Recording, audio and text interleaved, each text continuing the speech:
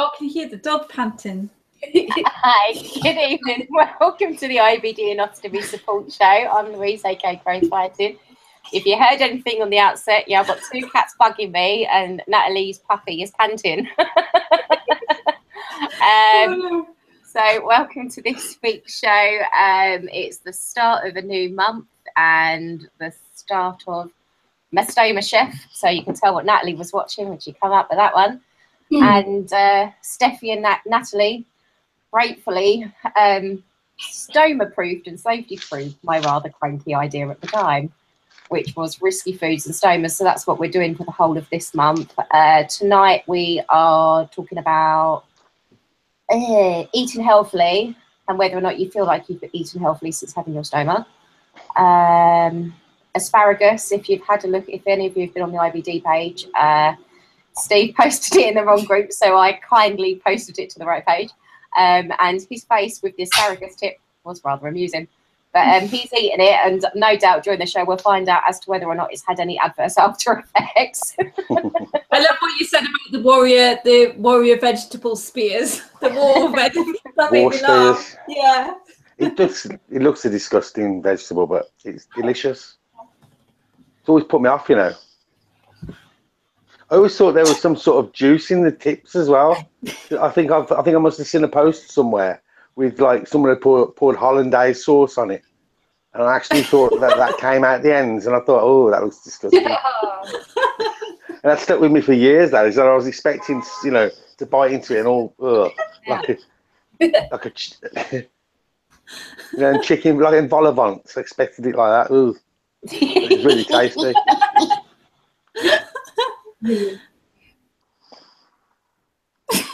Right, are we going to do the introductions then, girls? Yeah, well, so the introductions are, what have I been doing for the last 2 weeks? Well, I was MIA last week. I desperately tried to sign in and pop up with a mojito whilst she was doing last week's show, and my bloody internet on my phone would not allow me to link up to the show, so I just hijacked your chat and was talking to everybody while she was doing the show. So, yeah, I've been on holiday. You can fly abroad with a stoma. You can have a checklist. Okay, I might have had 2 blowouts and actually woke up at 3 AM with a stoma bag in my hand and wondering, why is that rather warm and wet? Turns out I didn't wash the sun cream residue off and actually after sunned my stomach before putting the stoma bag back on. Lesson learned. Yeah. Don't do that, or she's going to end up with the bed covered in feces at 3 AM. Got through security fine. Maisie was the only one that beeped and got checked. She had a fan-dabby days of time having that done. And yeah, it was absolutely fine. Come back with spares. My bag didn't come off in the pool. And contrary to popular belief where people think your bag is going to blow up and explode on the plane, that don't happen. Just have to make sure you stick some tissue down the toilet because there's no water, just so it doesn't go to certain places before you flush. So yeah, I had a good holiday. The food was fine. I stuck to what I knew I could eat. Kept alcohol to a relatively merry state because nobody likes a hangover and a stoma, or hangover whilst you're abroad anyway. So yeah, kept that to a minimum. Come back home 4 AM Monday, and I have pretty much spent the last 3 days buried in the laptop writing up blog pieces and writing for stuff. So, and doing work for my mum because she's away at the weekend, so I've had to do call lists and rotas for her staff to cover the calls that she would normally do while she's away. So that was fun. Fun thing for me to do Tuesday morning. And getting sent back with edits. Only 1 edit though, so not too bad. And yeah, birthday weekend. My daughter's 8 on Saturday. I'm 32 on Sunday. Go yay! No greys as of yet, but then the amount of times I dye my hair, who knows? So I'm looking forward to my Stoma Chef month. I've eaten asparagus since having my stoma formed, never had an issue with it. I believe my food is mushrooms, so yay for that one. Let's see if I end up in hospital. That's a struggle. I love it. I'm not too sure where Steph is at the moment. She was in, but her volume wasn't working because she was on her phone, so we're waiting for her to come back in, so she will pop in at some point. So I will pass you over to Rachel. Thanks, Louise. Hi, I'm Rachel, aka Rocking Two Stomas. And so what have I been up to this week? I've ran away to Wales, and I'm really glad to get away from Bournemouth. I'm just a lot happier. I've had a lot of personal stuff going on, and it's all sorted now. So I've just moved on, forgot about it, and just kind of cracked on with my work. Really, I haven't stopped. I've been in my laptop like Louise the whole week. I've had I've got quite a lot of writing to do and really cool stuff coming up. And but I think I'm struggling at the moment, especially the last week, actually resting and actually sort of making myself like watch a film without being on the laptop, or watch a program without texting on the phone, or just kind of having some any time to myself. And I think it's just because I don't want to think, I don't want to really feel feelings at the moment. So I next week, hopefully I'll have a chance to sort of just chill and rest and not work so much. But it's been good. I'm glad I've been back. I've got a kidney infection at the moment, and I went to see my GP, and it was really interesting because I had, my condition was triggered by Campylobacter food poisoning, like back in 2007. And then the GP that I saw the same one at the time, and it was good what she said, because she just had never seen like 2 bags, and we started talking about it, and it just made me think about how like maybe like some sort of education for GPs, because she didn't know much about the ostomy, about the dipsticking and kind of some things regarding that. So it made me think about maybe like, I don't know how, but reaching out to more kind of GP surgeries or practice nurses or something. So yeah, it's just been really nice to get away. And I'm off to Northampton tomorrow, because I'm going to a weekend with the UA Ostomy Association, and they've got a gala and like an event, and they've got their AGM executive meeting on the Sunday, which is probably why I'm going to talk about the next campaign bit for the UA.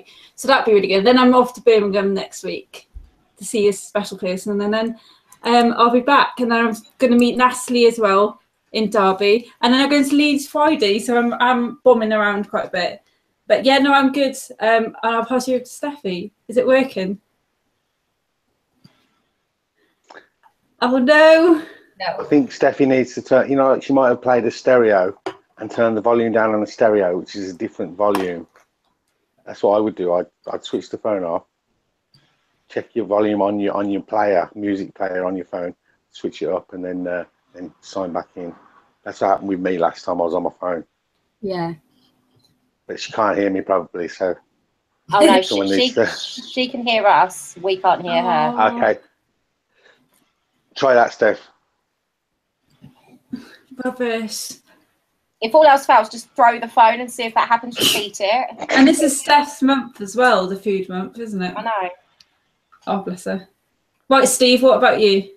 Me, this week I have mostly been eating asparagus. Quite an uneventful week, really. Had one of my lads the weekend. Been working as usual, an extra hour on each day because it's been stopping and starting at work. Went to the cinema with my boy to watch Batman. Obviously cooked asparagus today. Really shocked, really enjoyed it. It was lovely. That's pretty much it, really. It's been quite an uneventful week. I've been to the gym maybe once or twice, I'm not sure. Haven't really done much else, to be fair.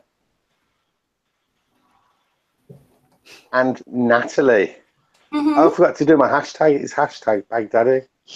You need to like there you go. Coin that or something, don't you? Like I have. I've right. I just need to figure out how to blog now. Yeah. Yeah, we can set you up a Twitter account and all sorts. We should. Yeah, I think we're the next bit. I'm gonna sort it. Yeah. Well, I'm Natalie, the Spoonie Mummy. I have had a pretty busy week actually. We had we've been in Halifax visiting Steve's mum.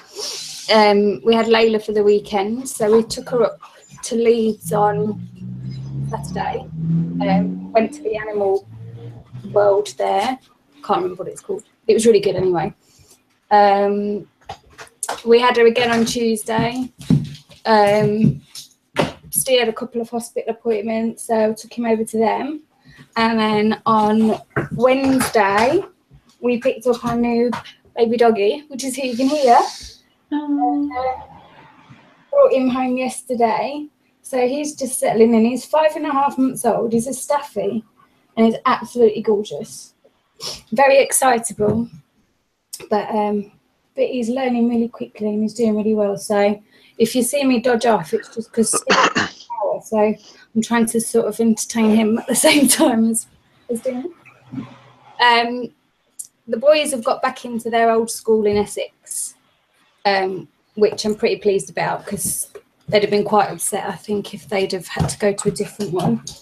And they had their first day back today. So I spoke to them on the phone before the show, and Leo's been promoted or given the role of his class representative on the school council. Oh, wow. So that's all good. So, and I'll go and pick them up tomorrow from school. I've got them for the weekend, so I cannot wait. We're going to take the dog. They don't know we've picked him up yet. So they don't know. It's going to be a big surprise. And yeah, I think we're going to go. We're about going. There's a big new adventure golf place that we were going to take them. It's like all inside. So we're either going to do that or go bowling, I think, at the weekend. And then obviously it'll just be lots of doggy walks and fun with this one. So, oh, lovely. It'll be good. I don't think Steph is back yet, is she? No. No. He wants to say. Whilst we're waiting for Steffi to sign back in, for any of you watching and any of you that have been through surgery or suffered what Rachel has or what I had myself, it's Sepsis Awareness Month this month. The same as it being urostomy awareness as well for the whole of September. Urology. And it's urology, isn't it? Not urostomy. Yeah, but urology. It kind of links anyway, but yeah. Yeah. So for any of you that have suffered sepsis or going through it, it is one of the most misdiagnosed dangerous symptoms going, because it's a killer, isn't it? It is a killer, because the odds are 7 out of 10 people are misdiagnosed incorrectly. So that's 7 in every 10 people with sepsis that get diagnosed with flu and sent home. Well, the problem that I find with sepsis is that everybody presents differently, and also it's so similar to presenting similar as an infection. It's hard to really recognise the difference. It's like, for me, I've had it last year. I had it 8 times, and 1 time was septic shock, and I had a cardiac arrest in resus, and I was really poorly. And but every time for me, it represents different to other people. Like I get sort of meningitis symptoms. I get headaches, lights, but it can mimic infection. That it's really hard to determine if it's sepsis or an infection, and I think that's half the battle. But yeah, Sepsis Awareness Month is really important. There's really good Twitter. There's Sepsis Alliance, and there's quite good Twitter, like sepsis Twitter people that do a lot of campaigning. So I've always kind of followed them. I mean, because for those of you who have suffered sepsis, or somebody who has suffered, if you go onto Rachel's blog, Rachel does actually have a blog post with regards to sepsis and the steps and the points as to what the indicators are. I mean, I myself had it, and it took them 3 days to pick it up, and within 2 hours of them picking it up, I was on life support. So it really is. It works quick, and it's really misdiagnosed, isn't it?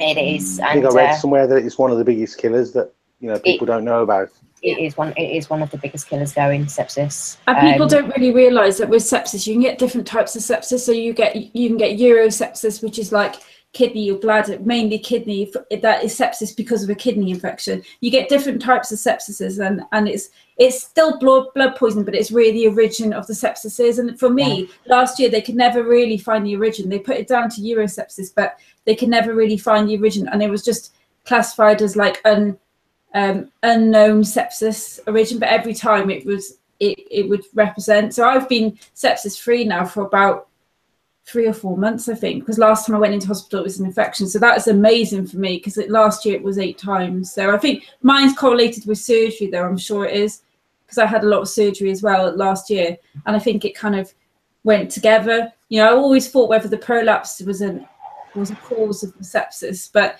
yeah, so far it's been all right. Yeah, mine was surgery related as well. I had septicemia, fecal peritonitis, and pneumonia within 2 to 3 days of having the C-section done. Well, fecal peritonitis is very dangerous as well, because there's a few people that I've been supporting that have had that, Louise, and I think it leads to sepsis because they had sepsis as well. I think they kind of go 2 and 2, don't they? They go hand in hand, yeah. Yeah, that's it, hand in hand, not 2 and 2. And like the arc. Yeah, you see, the dangers with sepsis is sepsis drops your blood pressure. It makes your body go into shutdown. I was in acute renal failure by the time they got me down the operating table. It makes your heart rate go really high. Like when I had the cardiac arrest, mine was like 230. Hey, Steffi. Can anyone hear me now? Yeah.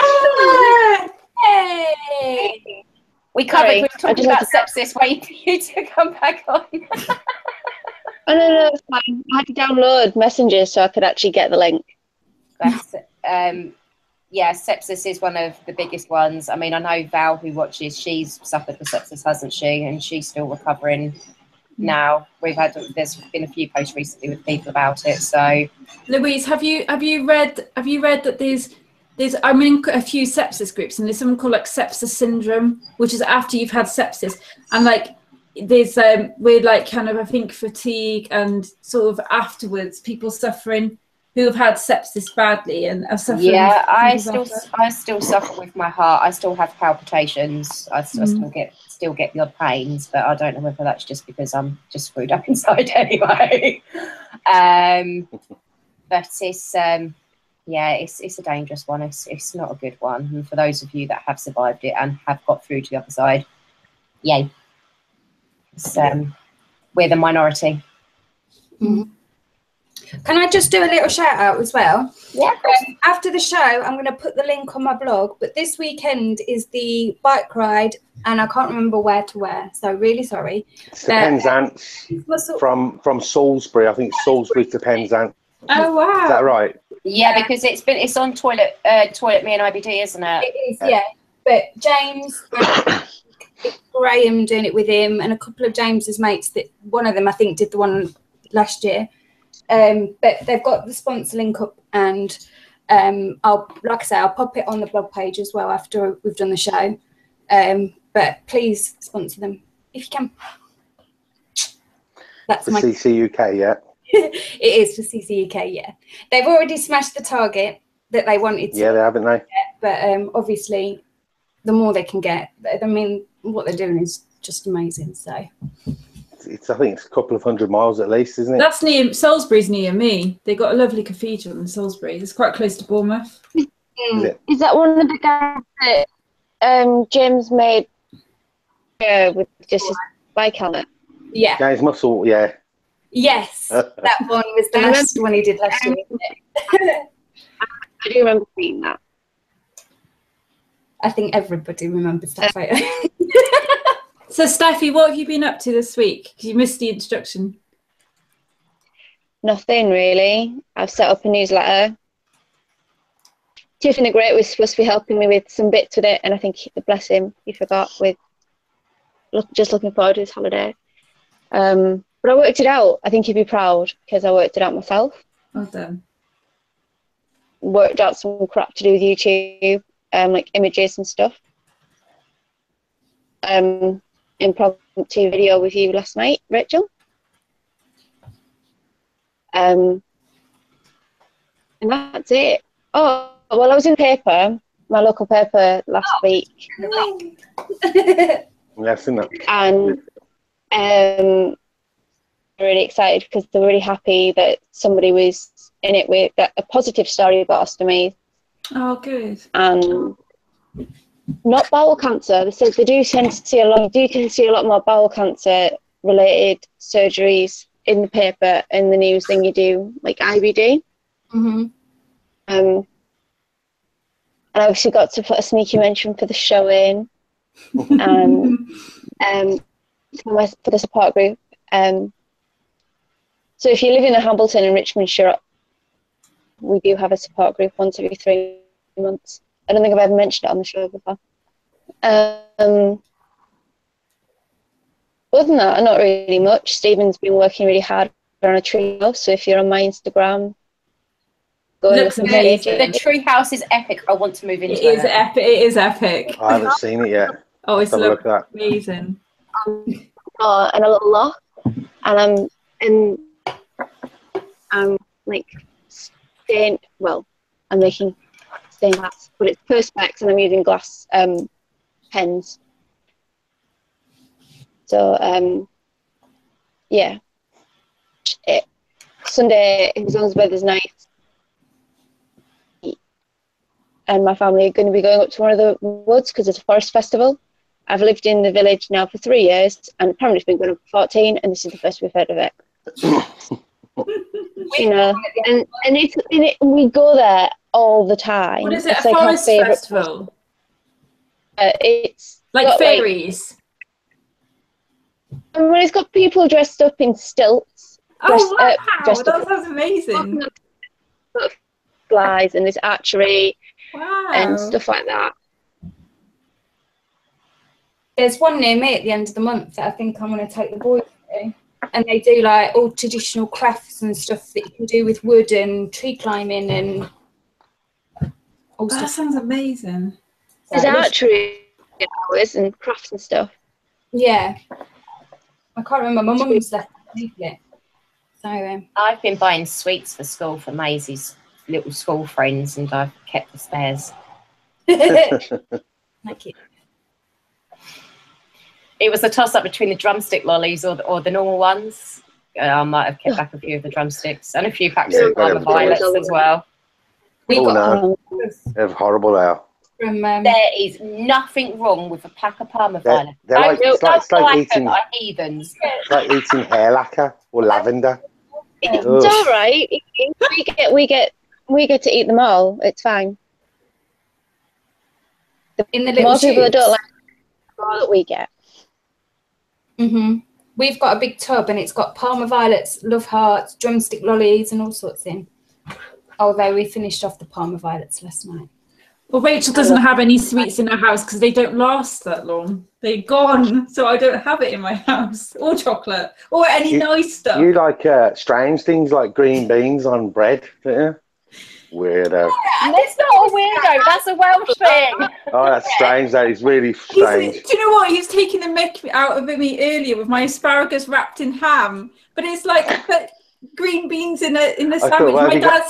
My dad said it's breaded bread, Rachel. You're not supposed to make it like a sandwich, but still, it's the same.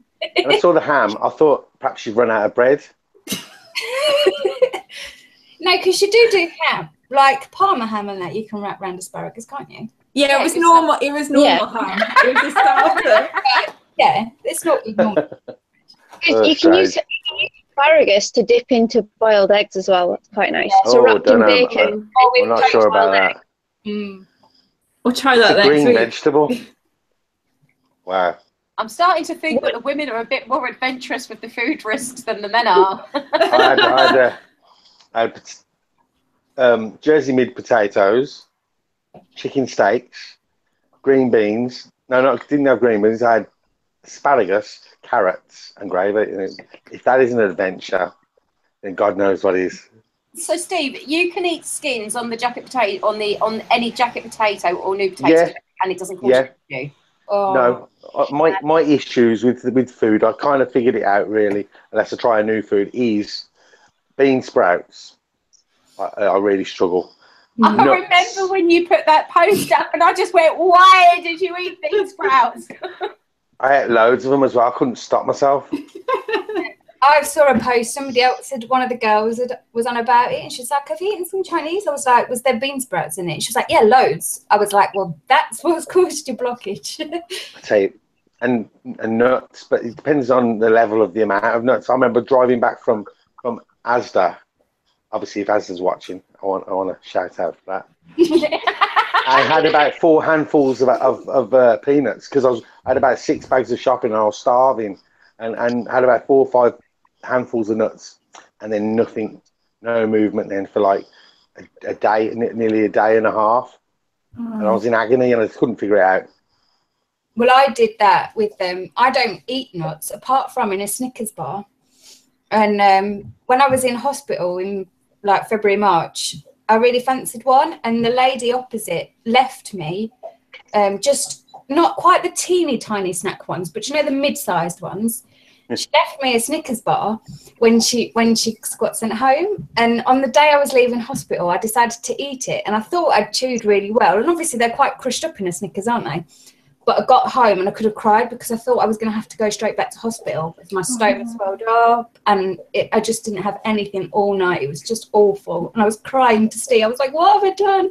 They've only just come home, and now I've got." Honestly, just turn around to say, sorry, but you guys know me well enough. You tit. Yeah. Straight after surgery, so you'd been in nearly a week. Oh no! It was when I was in this year, so I'd had a flare up. Yeah, no surgery, but yeah. When I was in hospital last, one of the times, like, I got the biggest bollocking of my life.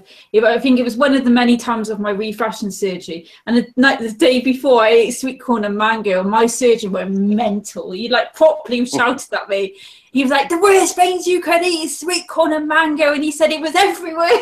I was trying to fix you up. I heard mango was I've had mango because it's low res, isn't it? Mango. But he said what he said to me, and he was really strict on it. He said that the mango swells up, even though you chew it really well, it swells up, and then that's what caused blockage. But he went mental. It was like, I think it was more the fact that it was messy with all the sweet corn. But, yeah. So I went from being really anal like the first year, not going really boring diet, and it wasn't very healthy because I just stuck to what, low res, low fiber, and like to being really adventurous. Like today, I've had jacket potato skins, and I've my output, like my bag just output's been crazy. Beans earlier, so I do go a bit over the top, but I don't really change it. I still eat it because I like it. Yeah, you've got to be able to. You just got to chew a bit more, yeah. Yeah, I think so. What I've been interested to know, because it's been doing my head in, is what does FODMAP? Is it FODMAP? FODMAP. Yes, I keep seeing the word. I have no idea what it means. It's basically an acronym for different carbohydrates and sugars. Okay. What does it mean though? It's pretty much a restriction diet. FODMAP, I know that because my dietitian has stuck. But why is it called FODMAP? Why is it called FODMAP? It's just the name that they come up with. I just have no idea what it means at all. I'm not. Each type of carbohydrate sugar. So each letter represents one of them. Okay. And basically, you've got to stop eating. See, I called it the death diet when I was on it because I swear I couldn't eat anything, and then I managed to, and I actually managed to lose weight on it, which lots of people can't do apparently. Oh no, you can. Because a lot of people are like, oh well, I can't eat this and I can't eat that, so I'm going to just eat all the crap. It's like, well, no, there's plenty of vegetables on there that you can eat. Most of it is root vegetable based, though, isn't it? On the FODMAP. Most of it's what white vegetable. Root vegetables. So you've got things like green beans, carrots, sweet potato. You're supposed to not eat cauliflower, broccoli. You can eat swede. Onions are restricted, apart from the green ends of spring onions. I think peppers is another one on there that's not included. It stands for. Thank you. Fermentable oligo di and monosaccharides and polyols. So, sugars, like Steffi said. Yeah, same thing really, but yeah. Okay, thank you. Well, Graham's just made me chuckle. He's just come up in the live chat and he says he doesn't have a problem with nuts. Okay, so what other foods do you eat that Ostomers get told that you can't? And he's put apple skins, popcorn. So I can't eat apple skins and pear skin, but it's nothing to do with my stoma. I'm allergic to pectin, and my throat swells up. Now, there's probably a couple of us that are guilty of this, so hands up if you do, or just burst out laughing. Who plays with the food when it comes out in the bag? Because doesn't everyone? Steve. Really bad. Doesn't everyone move all the hard bits to the bottom? Yeah, because it gets stuck in the convex. So I challenge anyone. I challenge anyone with an ostomy to lie and tell me that they don't have a little pop. They're liars, all of them. I can literally have a Sunday dinner, and then 3 hours later, I can feel the peas. I think, oh, I'm sure I ate more than that. It was coming up to winter, and he's like, "Oh, you've not had a winter with your ostomy yet, have you?" I was like, "No." And he went, "Oh, it's great." He said, "It's like a hot water bottle when it starts to fill up." When so Brilliant. I've got 2 hot water bottles. Yeah.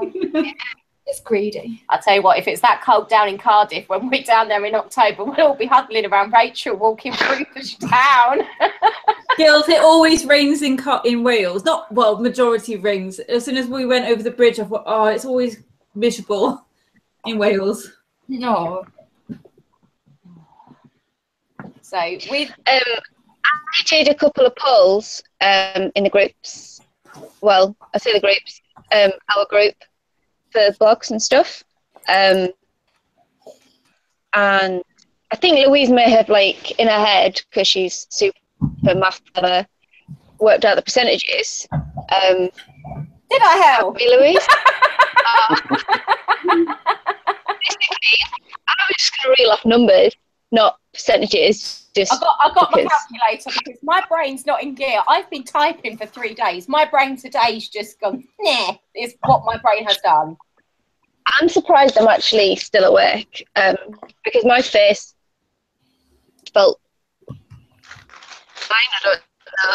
And, like, my eyes have do you remember, like, when you're at school and you're at the boarding lesson and your, like, head starting to drop because you're, like, trying to not fall asleep? And I've constantly felt like I had to open my eyes, like, really wide. I'm surprised I actually made it on. But so we have, well, the unhealthy and healthy one first, because that's the smallest one. Well, the unhealthy, that is literally a 70-30 split. The people that worry about food was the one that you come up with. So yes, how many was it with the ileostomies? 19. And there was another, was it 7 without?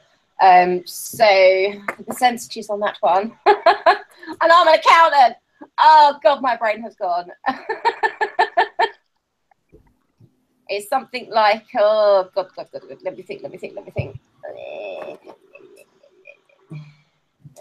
I've got it. So my brain's gone. Now it's not gone. It's 73% said they worry about it, and another 27 said no, they don't. We asked, like, if people are all inclusive, like Rachel and I were saying. It's not just people with IBD we talk about on the show, it's people that have got other things as well.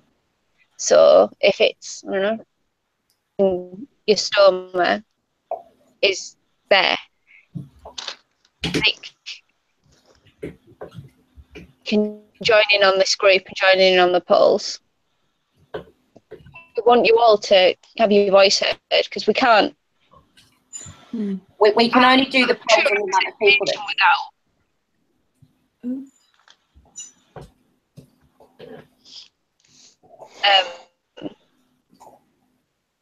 So how did everyone find the asparagus then?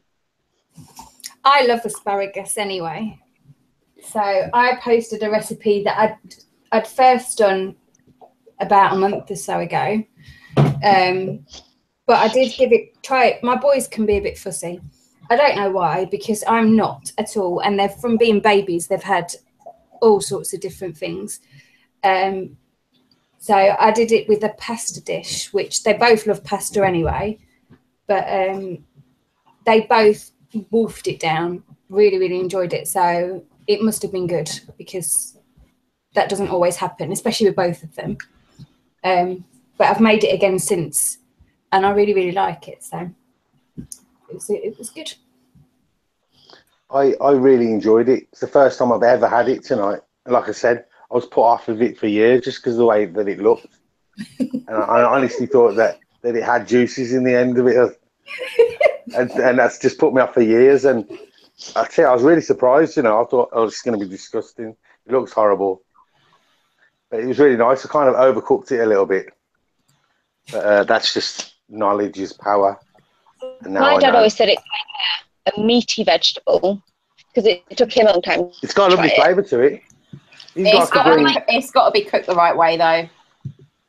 I like it sautéed with chili and garlic in a frying pan. I just boiled. I do it in my griddle pan. I just boiled it until it set on fire, and then I knew it was done.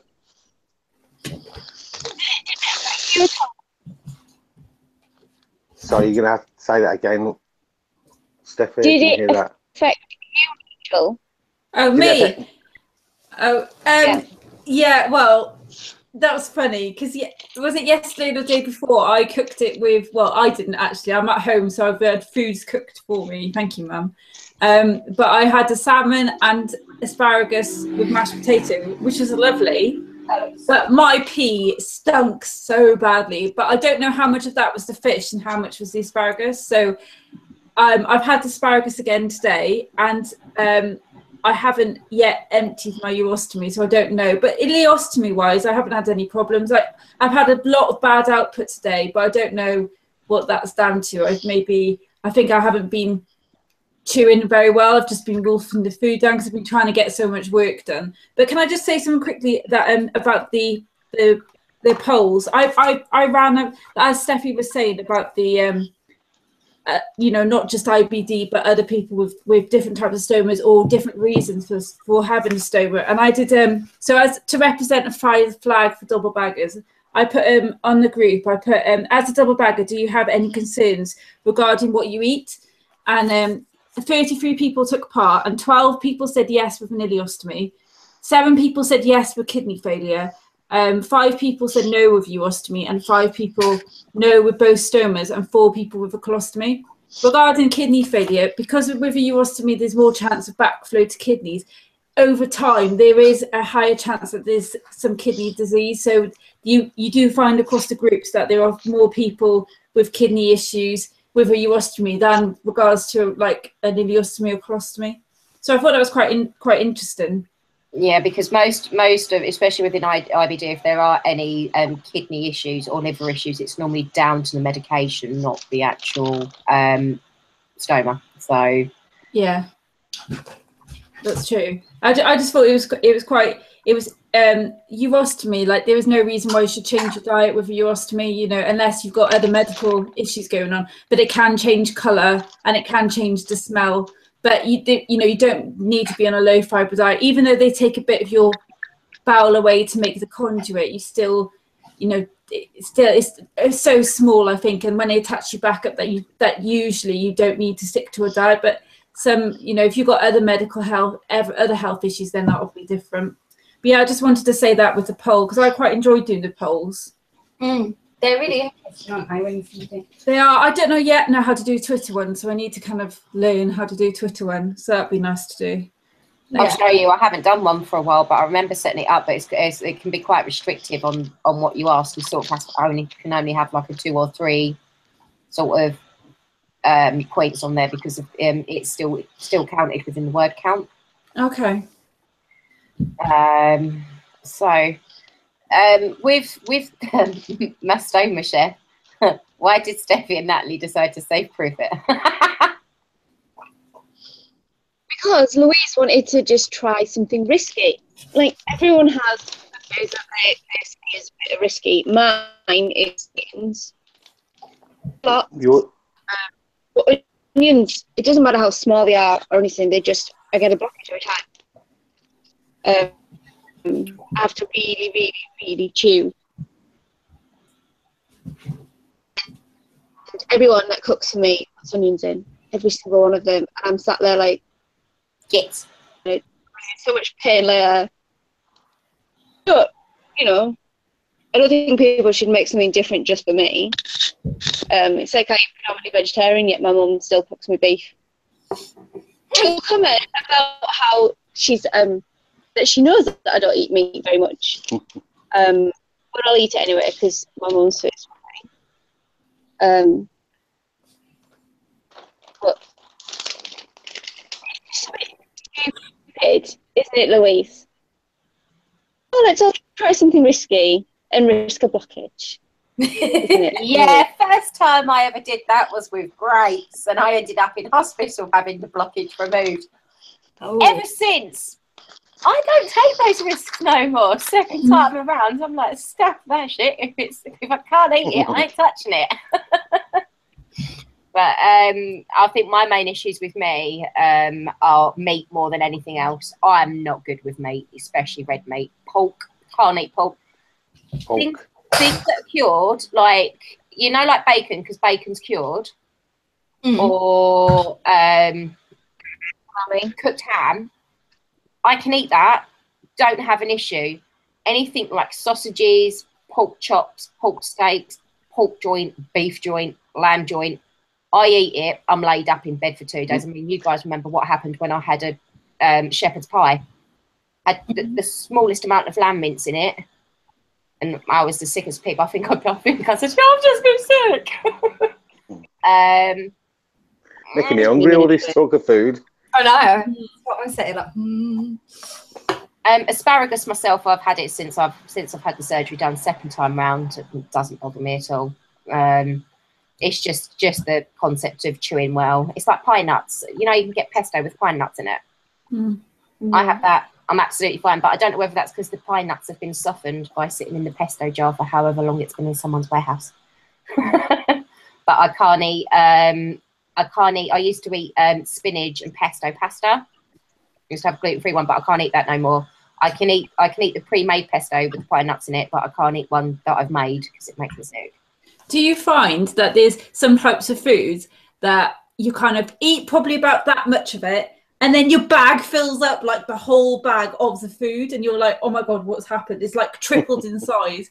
There's like many foods that I eat and I'm like, oh my God, the bag, I'm still emptying it. Like blueberries is one of them. Yesterday, I thought, why is like both like purple? And then I realised, but it just filled up. The skins were filling up like 3 bags full. Yeah, joke, isn't it? Like guys will always go for a dump after the yeah, I'm so classy, dump. After like the morning coffee. Ever. Oh no, not I. Maybe because of having the colitis for as long as I did and having complication with it. I don't know. I've actually been able to have proper coffee. I don't have to have decaf anymore, which delights one of my sister-in-laws because she thinks decaf coffee is the devil. My bag within 15 minutes fills up. Again, and I'm just like, what's the point? Why am I drinking coffee? But then I remember having a newborn, and I'm like, I need it. Yeah, I don't drink coffee. It's rare for me to drink coffee because 1, it gives me a headache, and 2, it flushes my bag through, and I'm hyper enough without having any added stimulants to the food. Louise, I find that that's why I don't really drink coffee anymore, because my output goes insane when I drink coffee. It's just not worth it. I'd rather have I'll have Lucozade if I need energy, but I don't drink coffee anymore because it just goes mental. Oh, I love coffee. I do. I mean, out of everyone, what have you missed since having the surgery done? I mean, food-wise, the one food that you have missed that you haven't yet tried? Popcorn. Well, I say popcorn. I missed popcorn for like 1.5 years, but I tried it about a month ago, and it was actually fine. I chewed it well, and I didn't have loads, but I was like, sod it. Every time I go, as long as you chew it, I'm just like, oh, so good. I just proper went for it at the cinema. It was fine. Spinach is one. I'll saying that I've just learned that I can actually have spinach, but I miss raw spinach. I love raw. I used to love raw spinach in salads and in sandwiches. I can't have it raw at all. Rocket's fine, but not spinach. So now I've got to get the frozen spinach. You know, they do them in the little like round stuff. Boil it to death, squeeze out the excess water and chop it up. That's the only way I can eat it. And it's like, I can honestly say I haven't had an issue with spinach, but I always eat it cooked. I don't eat it raw. I miss it raw. I like salad. I realise that I don't, because I have had quite a few blockages. I've never had a blockage that's had to be removed surgery, but I've had blockages because I'm an idiot and I'll eat it, but then I don't learn from it. But I have to sort of manually get it out myself, like either pressing on my tummy, and that was before I had the ostomy. But I don't eat as much salad as I probably would like to. I don't know if that's out of laziness to doing it myself, or I'm not sure, but I don't eat. Yeah, I would like to eat more salad. But the first year I was so strict, I didn't go outside the guidelines. I was really strict, and then I put on quite a lot of weight as well. But then it's like now I'm kind of eat what I want to eat. Like today I had sausage casserole with mushrooms in, and then I've had jack potato skin, and then green beans and asparagus. And now I'm thinking, why is my output so high? But it probably won't change, you know. And I think it's down to the individual. I need to like be a bit. Go back to plain eating maybe next week a little bit, but it just, I get days where I've high output, really high, and then days that not so high. I think sometimes you can't pinpoint why. No, you're getting the goodness from the veg, don't you? It really does depend on what you eat, because I mean, I was away for a week, all inclusive. The food at the hotel, I have to say, was pretty dire. Well, it wasn't all that it was cracked up to be. The food when we was out and about eating was absolutely lovely. It was fine, not a problem. The food in. So, and because most of the salads and the stuff that they had up, I couldn't eat, and they didn't have gluten-free. When I come back on Monday, if you'd have seen me walking through Malaga Airport, I looked like I was carrying a 7 to 8 month pregnant baby on my tummy, because I'd been eating bread a week and plain pasta, because that was all I could eat. But I ate a load of tomatoes. I don't have an issue with tomatoes, but I take the skins off. Yeah. I find as long as I chew. I'm absolutely fine with all salad, except for obviously the stuff that I don't like, and I never touch that anyway. Things like celery, swede, vegetables, swede and parsnips and turnips. There's nothing wrong with parsnips. Amazing. Oh my god! Roasted parsnips. They're like funny. they're Lovely. like wannabe roasters, aren't they? They pretend to be roasters on your plate, Oh, they're and they taste amazing. vile. Yeah, I agree. And dumplings with carrot and turnip. Oh no. Yeah, but they're all root vegetables. We can eat them. Our body, they're digestible. Okay, you have to chew them, but they don't come out the way they went in. How can you do you know what? I'm actually gobsmacked you don't like parsnips. How can you not like parsnips? Oh, no. They're my favourite roast dinner ones. Do you know what I'm going to do? If we're cooking down in Cardiff, I'm just going to get a parsnip, especially for him. I'm going to cut it up to make it look like roast horrible. potato. The taste is disgusting. I've tried it, Louise. I've tried it a number of times. Hated it at school, and I still hate it. Things like liver, can't eat. Oh no, I can't eat liver. You know, like liver. To feed that to me. Yeah, but liver's Steve, like carrot, like raw carrot. It sucks the moisture from your face. You know, you got no saliva at all after eating things like that. No, it has to be cooked swede dry. and turnip. Oh. Yeah, but swede mashed up with carrot. Oh no. Steve, what if I cooked the parsnip? Would you eat it then? No. No. I'd try it, but I wouldn't. I know I wouldn't enjoy it. What, roasted with honey? Probably have bread wrapped around it. Shut up. Oh no, I don't like them. Has anyone noticed partial blockages hurt actually probably more than a proper blockage? Yeah. I think they're even more worrying, because you are getting some kind of output, even though it's just liquid. And you're getting inflamed, and you're constantly wondering if you've got a blockage with a partial, aren't you? Whereas if it's a full blockage, were hideously painful. So I wouldn't say that they're more painful, but it's definitely a different. Can't really do anything for it, can you? No. Well, any blockages that I had prior to having the ileostomy done, so when I'd had my resection, I used to projectile vomit. Mm-hmm. And then have to flush it through, and then wait for it to pass when I was all stuck together. It's really weird how it does that though, but not everybody presents like that with a blockage. So they're really painful, though, aren't they? Painful. It's like, well, I'm working it out on my scale of gnomes with carving knives in my tummy. Yeah. blockages on a scale of 1 to 10 for extreme pain, and not probably rate at about an 8. Like I said, I sneezed and cleared a blockage, and I felt like my whole insides had been pulled through a golf ball hole. It was that painful. I thought I didn't want to look down. I thought everything had come out, and it was just full of nuts. The bag was absolutely just nuts on their own, just chewed up nuts. I thought, right.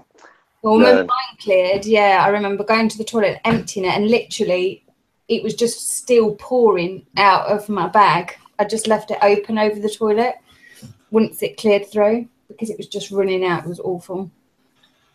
But my stoma was like swollen for like 3 or 4 days afterwards as well. Yeah, like, go down and. Yeah, I think we don't really mention that, but that with blockages, I've noticed with partials that I've had that my stoma is odd anyway, but it does make the stoma swell, and I think we don't really talk about that much regarding obstructions, that it can make the stoma swell or stick out quite a bit. I was asking all sorts of people of advice before going to the hospital about massaging the area, hot water bottles, Coca-Cola, shower, squatting down, pressing my tummy in, and in the end I actually put my little finger inside of it to sort of make that was a strange feeling, to kind of make the stoma wider, and I actually shifted one of them, but it was very weird. I've had I feel weird just touching it in the shower. It wasn't nice. It wasn't a romantic evening with myself in the shower. I've had like with my prolapse, like the stoma, the doctors and that, they have to put their fingers in, and sometimes when I because mine isn't small, like it's kind of it's lost its elasticity, but I've had a catheter in my ileostomy. Now that's weird. I've had them in both, but when I first had it in my ileostomy, when I had the C diff, that was bizarre, because it had closed up even though I was having loads of output, and that was strange, having a catheter in your stomas, and it's so hard trying to clean it. You just got to have more hands. When I come off of life support, I had the catheter in. No, in your stoma, in your ileostomy. In my ileostomy, because of the open wound. Yeah. Okay. And I think I managed that for a month before they took it out, and that was before they threatened to put maggots in the open wound, and I went dipshit and threw my water jug at my consultant's head. But I've got one here for Steve, from Steve. He said to you, your crackers, parsnips are fantastic. Oh no. And some weirdos out there, isn't there? He said the only stuff he didn't eat was potato salad and celery and aubergines. Now come off it, celery and aubergines. Yeah, I've never tried aubergines, you know. I should have tried them as well, shouldn't I? Oh, aubergines are nice. Don't like cucumber. I'll eat it, but I don't like it. I can't eat them. It reminds me of the cone heads. What, the cucumber? I can eat it, but I'll be burping for about a month. That's all I taste is cucumber. What's the other one that they put on pizza? And I can't eat it now. I used to. Pineapple. No, something else. Not celeriac. Cheese. The other one. Fennel. That's the one. I need to. Pizza with fennel on it. I don't know. It's the most... Do you know what? Fennel. Yesterday I went out with one of my friends from school. She got married quietly, and she's having a do at the end of the month, and we went out for food, and I had a fennel coleslaw, right? It was amazing. It tasted so nice, and I hate fennel, but it was really tasty. Well, I've just had artichokes. It was artichokes and fennel on pizza. I love that. Oh no. Artichokes with mozzarella and sour cream on top of toast. Oh. Yeah. I've just interviewed Laura, who was on last week, for a blog post that's going to go out next week, I think, or the week after. And one of the questions I asked her was about my stoma chef, and I said, if you were on, what is the one ingredient you would choose? And she said fennel. And I was like, actually, I haven't tried cooking with it, so I'm going to give it a go.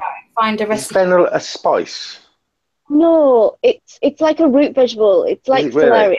It looks like that. It looks very like... Okay. I thought it was like a spice of some sort of. Sort You of. find it in a rack. I tried it in It's a more like a vegetable, but it's almost like it reminds me of garlic oh no, it's like aniseed. in a way, but no, not the taste. I mean, sort of how you use it. Although you can eat big chunks of fennel, not necessarily garlic. That's right. We're gonna be sneaking parsnips to Steve. Oh no. Oh You yeah, I'm try. gonna sneak it. Yeah, I'll get some ideas. Steve, do you eat casseroles? So do you buy the casserole mix and chuck it in a slow cooker? I hadn't actually cooked a casserole. I do like casseroles. Well, you do know that 9 times out of 10, the majority of casserole veg, the stuff that's all chopped up and chucked into the pot, has parsnip. Probably, sweet, but the last time I had a turnip. casserole, Louise, was probably like, I don't know, 15, 20 years ago, something like that. As a rule, it's not a veg. No, it's not something that I enjoy. I love the look of it. You know, like when it's disguised as a roaster, and you think, oh no, I'm not keen on the taste.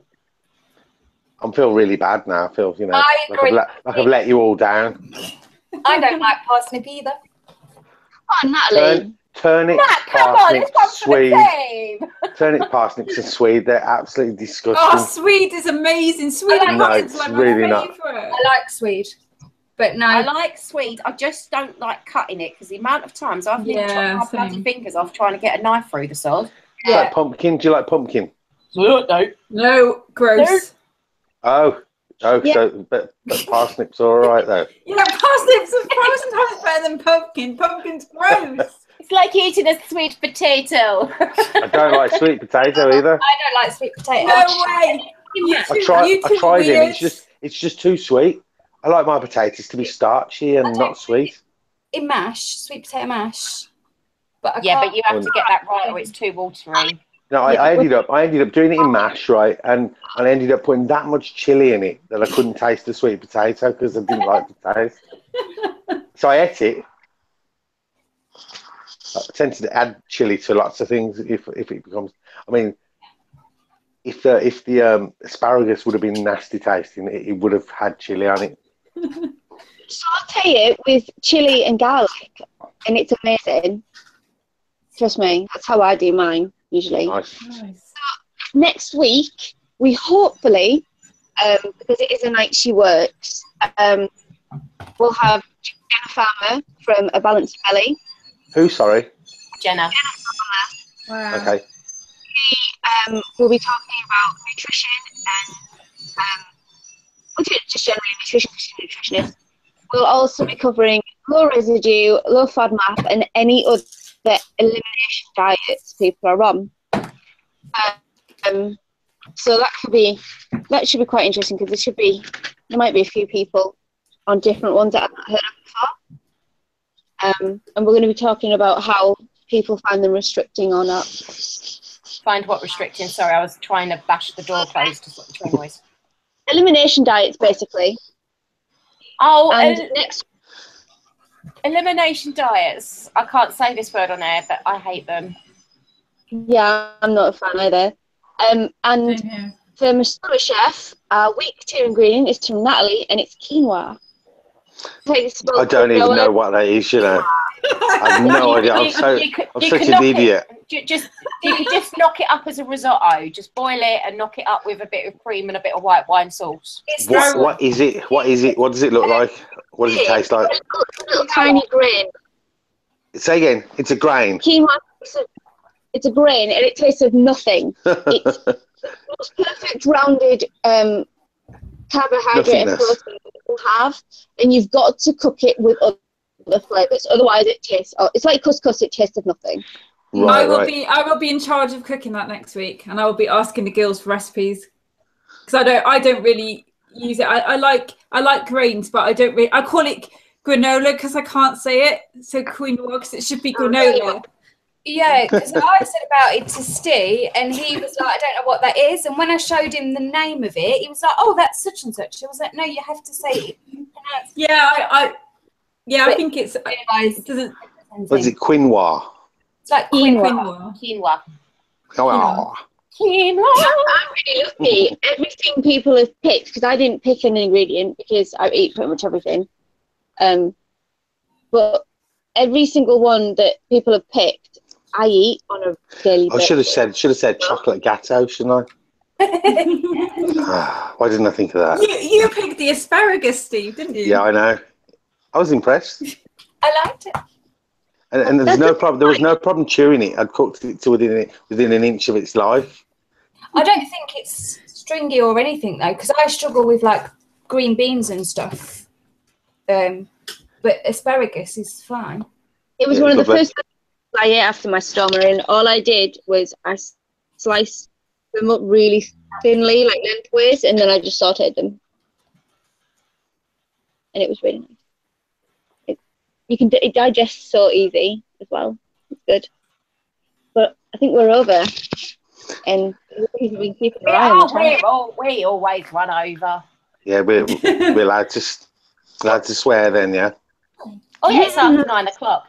Elimination diets, mother effort. There we go. I think they're quite interesting. They're not that I've never done one. Well, that's why you find it interesting. They're not. They're difficult. I mean, over the years with the Crohn's, the amount of medicated liquid diets I've been on, so that's Ensures, Fortisips, Modulin, TPN. We're covering them at the end of the month, and hopefully Natalie's lovely friend Steve will be on talking about tube feeds and things. When's that? The end of this month? I was on Ensure, and I quite like. I look forward to that. You liked Ensure. What is wrong with you? I liked my flavour, but Steve, his feed's just changed, and basically it's not Ensure, but it tastes pretty similar. So when I'm making his feed up, I'm like, ooh. What were the little milks called that he had in hospital? 46. 46. Now I really like them. I used to look forward to them. There's actually an Instagram photo of Ben drinking my Fortisips when I was in hospital in November because I refused to drink them. As long as they were cold. And they had vodka in them. Vanilla's my favourite. Last time I was on Ensure, I ended up back up in hospital because it did something to my potassium levels. Did it? Yeah, I'm not allowed that no more. So they put me on the Modulin for 6 months. That was fun and dandy. I've actually still got tins of that in my cupboard somewhere.